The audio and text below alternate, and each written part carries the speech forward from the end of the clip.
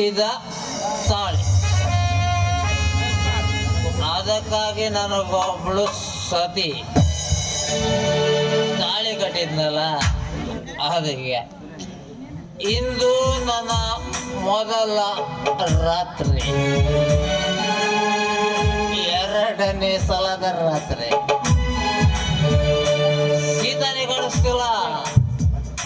ಸೀತಾ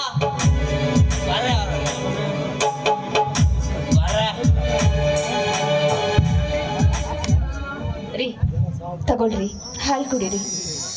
ಹುಚ್ಚಡ್ಗೆ, ಈ ಶಂಕರ್ ಯಾವತ್ತು ಆಕಳ ಹಾಲು ಕುಡ್ದು ಮಗನೇ ಅಲ್ಲ. ಏನಿದ್ರು ಈ ಆಲ್ಕೋಹಾಲ್ ಅಷ್ಟೇ. ನೋಡ ಅದನ್ ಚಲ ಬೇಡ ರೀ, ಪ್ರತಿನಿತ್ಯ ಕುಡಿದು ನಿಮ್ಮ ಆರೋಗ್ಯನ ಯಾಕೆ ಹಾಳು ಮಾಡ್ಕೋತೀರಾ? ನೋಡಿ, ದಯವಿಟ್ಟು ಅರ್ಥ ಮಾಡ್ಕೊಳ್ಳಿ. ಇದನ್ನೆಲ್ಲ ಕುಡಿದು ನಿಮ್ಮ ಜೀವನ ಹಾಳು ಮಾಡ್ಕೋಬೇಡಿ. ಹುಚ್ಚಡ್ಗೆ, ನಾನೇನ್ ಹೇಳ್ತೀನೋ ಅದನ್ನ ಕೇಳ್ಕೊಂಡು ಕೆಲಸ ಮಾಡ್ಕೊಂಡು ಮೂಲೆಯಲ್ಲಿ ಬಿದ್ಕೊಂಡಿದ್ರೆ ಸರ್. ಈ ಬಿಟ್ಟಿ ಉಪದೇಶ ಎಲ್ಲ ನನ್ನ ಹತ್ರ ಮಾಡೋದಂದ್ರೆ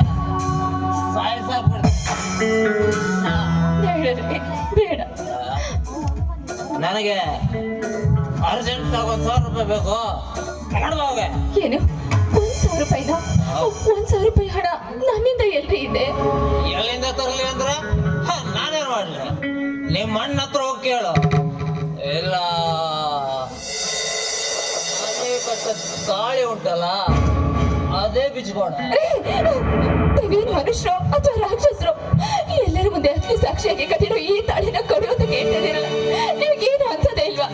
ನೋಡಿ, ಈ ತಾಳಿನ ಬಿಟ್ಟು ನನ್ನ ಪ್ರಾಣ ಬೇಕಾದ್ರೂ ಕೇಳಿ ಕೊಟ್ಬಿಡ್ತೀನಿ, ಆದ್ರೆ ಅಗ್ನಿ ಸಾಕ್ಷಿಯಾಗಿ ಕಟ್ಟಿರೋ ಈ ತಾಳಿನ ಮಾತ್ರ ಕೇಳ್ಬೇಡ್ರಿ. ನಿಮ್ ತಮ್ಮ ಹೇಳ್ತೀನಿ. ನಿನ್ನ ಪ್ರಾಣ ತಗೊಂಡು ನಾನೇನೇ ಮಾಡ್ಲಿ? ನನಗೆ ಬೇಕಾಗಿರೋದು ಹಣ. ಹಣಕ್ಕಾಗೇನೆ ನಾವು ತಾಳಿ ಕಟ್ಟಿದ್ದು. ಆ ಹಣನೇ ಇಲ್ಲ ಅಂದ್ಮೇಲೆ ನಿನ್ನ ಪ್ರಾಣ ಅಥವಾ ಈ ಗಂಡ ಹೆಂಡತಿ ಸಂಬಂಧ ಯಾಕೆ?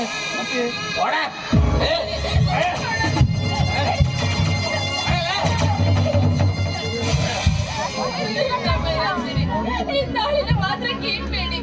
ಪ್ರತಿಯೊಂದು ಹೆಣ್ಣಿಗೂ ಬೇಕಾಗಿರೋದು ಅಗ್ನಿ ಸಾಕ್ಷಿಯಾಗಿ ಕಟ್ಟಿರೋ ಈ ಮುತ್ತೈದೆ ಭಾಗ ಅಂದ್ರೆ, ಮುತ್ತೈದೆ ಭಾಗ್ಯ ಅಂದ್ರೆ ಈ ತಾಳಿ ಮಾತ್ರ. ನನಗೆ ಹಣ ಬೇಕು, ಹಣ ತಂದ್ಕೊಡು. ಇಲ್ಲ ಈ ತಾಳಿನೇ ತೆಕ್ಕೊಡ.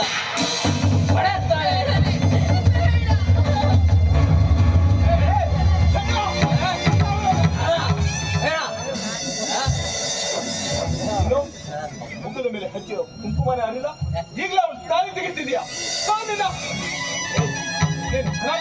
ಹೌದು, ಹಣ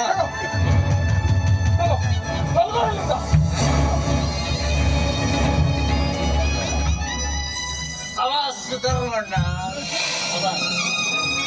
ಈ ಹಣ ಖಾಲಿ ಆಗುವವರೆಗೂ ನೀವು ತಂಟೆಗೆ ಬರಲ್ಲ. ಹಣ ಖಾಲಿ ಆದ್ಮೇಲೆ ಮತ್ತೆ ಬರ್ತೀನಿ, ತಯಾರು ಮಾಡಿ ಇಟ್ಟುಕೋ.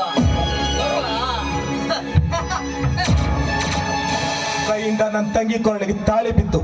ಅವಳನ್ನ ಹೇಗ್ ಸಾಕ್ಕೊಳ್ಬೇಕು ಅನ್ನೋದು ನನಗೆ ಗೊತ್ತಿದೆ. ನಾನು ಏನ್ ತಪ್ಪು ಮಾಡಿದ್ದೀನಿ ಅಂತ ಆ ದೇವರು ನನಗೆ ಕಷ್ಟ ಮೇಲೆ ಕಷ್ಟ ಕೊಟ್ಟಿದ್ದಾರಣ್ಣ. ಹೇಳಣ್ಣ, ನಾನೇನ್ ಪಾಪ